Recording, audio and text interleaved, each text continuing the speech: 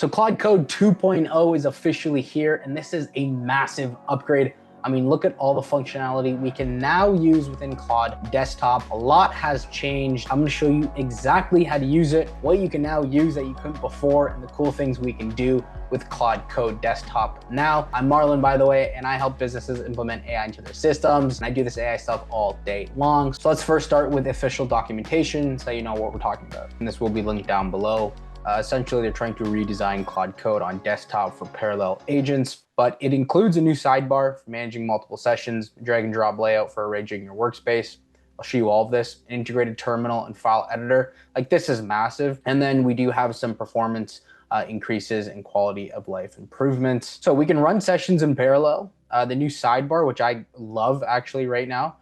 Again, it's a lot like other IDEs, but the new sidebar puts every active and recent session in one place, kick off work across multiple repos, and move between them as results arrive. I'll show you that in 1 second here.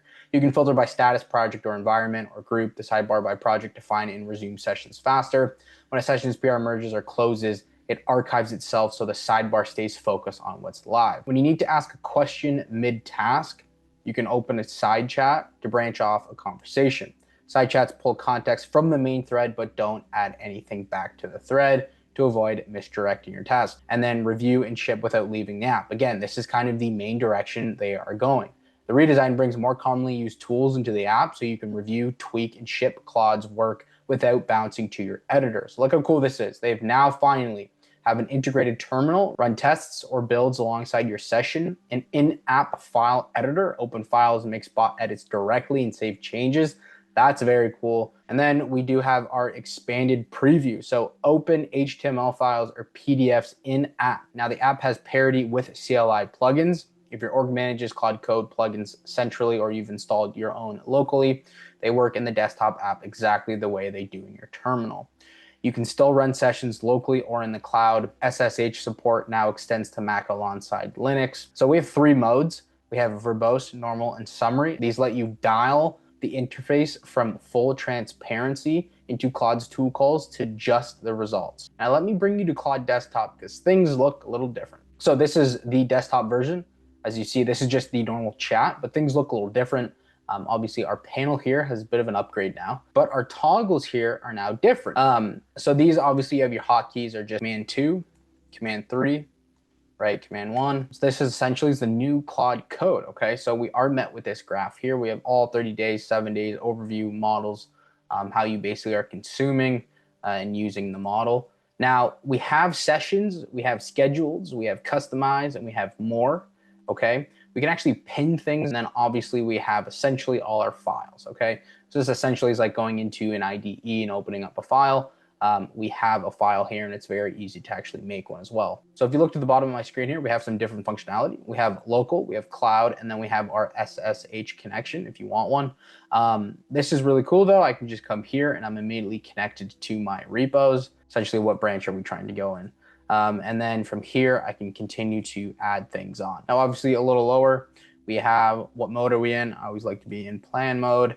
We have our transcript view mode. As we were talking, there are 3. Again, we have normal, verbose, and summary. Then we just have some classic functionality here. We can add files or photos, add a folder, / commands, connectors that you're already connected to within the ecosystem. And then we can actually just add our plugins if you want. And now you can finally see how this ecosystem is finally tying things together. You don't have to leave anywhere. You can just do it all here. You can go from chat, cowork, and code, and not go anywhere, right? That's essentially what they're trying to do. And then we have our model over here. So we have Opus 4.6, and then the effort level. So we can go low to max, as you can see. Now let's just stick with low right now, and let's actually put this thing to use. So while this is going, we now have access to our sidebar. Okay, so as you can see here, we can preview, which I'm going to show you when we actually build out the landing page, just like you would in any other IDE. We can get access to the terminal. We can get access to tasks.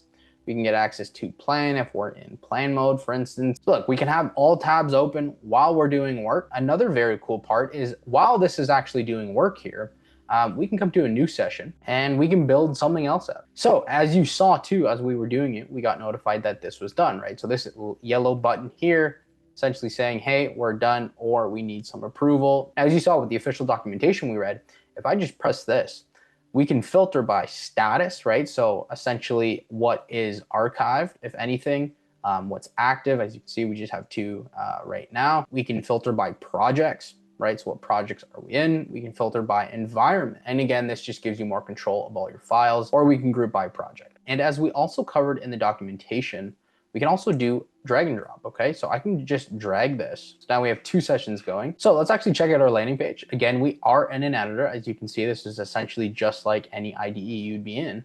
This here, we can actually manipulate and we can change, right? So this is super, super cool.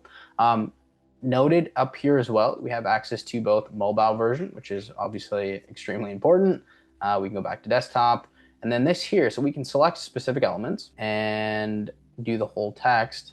And let's just say, change the color to bright red. There we go. Okay, perfect. So we do have all red. Another very important part is this circle down here. So this is tracking your usage, as you can see. So we are on 4.6, 1 million context, and we are on low, okay? So if I change this up to max or high or whatever the case may be, this usage will vary, okay? So right now we are at only 7%. So if we just press through here, we do have some more transparency of where majority of our usage is being used right now. So a lot of messages. So just be aware of that circle. Now, as you just saw, it did bring up our plan view. We are in plan. Now let me come back to plan here, and this is it, okay? So again, this is just like any IDE. I can come in here and comment just like any IDE, and then we can come up here and we can basically open up in VS Code or Cursor. And that's essentially it. Again, I'm still playing around with this, but from what I'm seeing, this is awesome. Where we're gonna be spending most of our time. A lot of us are gonna give up the IDEs. This is drastically gonna look a lot different in probably 1 to 3 months. So I hope you found that valuable. If you did, subscribe. Best case scenario, you learn the world's greatest technology. Worst case, you unsubscribe in the next 5 seconds, 5 minutes, 5 weeks, totally fine with me.